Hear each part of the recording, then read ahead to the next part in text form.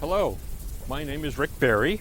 I'm a retired meteorologist, worked for Environment Canada for 33 years, and now I'm an enthusiastic amateur naturalist. I'm also president of the York Simcoe Nature Club. I'm a volunteer with the Oak Ridges Moraine Land Trust, and I'm a guided walk leader at Rouge National Urban Park.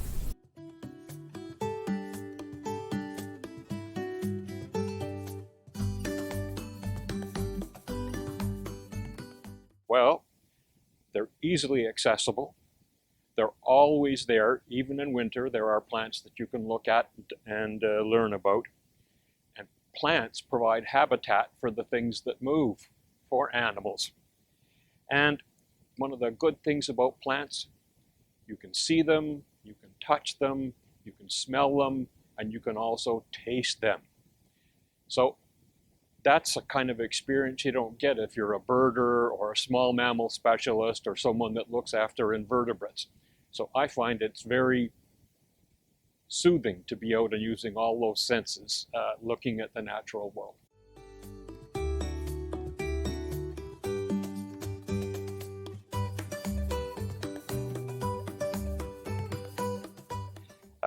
There is a physical aspect. There's a lot of outdoor work, obviously, that you have to do, and that involves bending and stretching. And when you're walking, there are hills that you have to deal with. The good thing is, naturalists are not worried about how many kilometers an hour they go.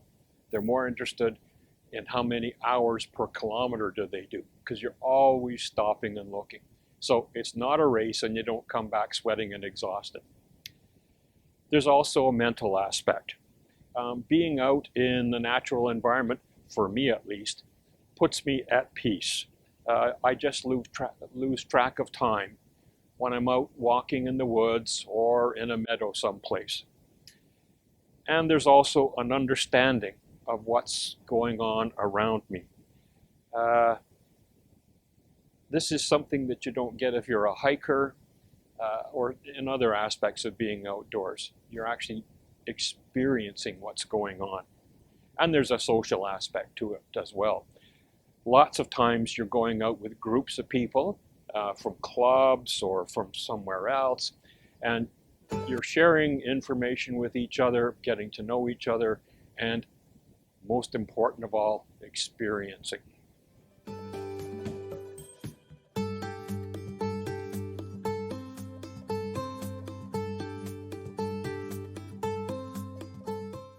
Well, as you probably all know, plants are everywhere, so you don't really have to hunt for them.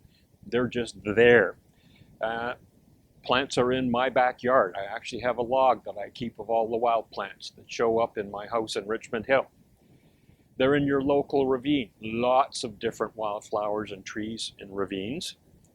They're in conservation areas. They're in land trust properties, which I'm very privileged to be able to experience as a volunteer with the land trust. And they're also in wilderness areas.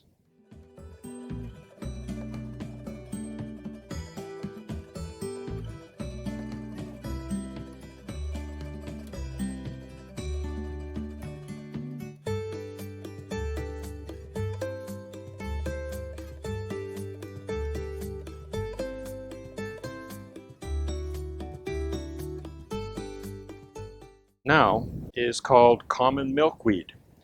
And most people, if they've heard of it, will think, that is the weed, or the wildflowers we would call it, that monarch butterflies need to breed on.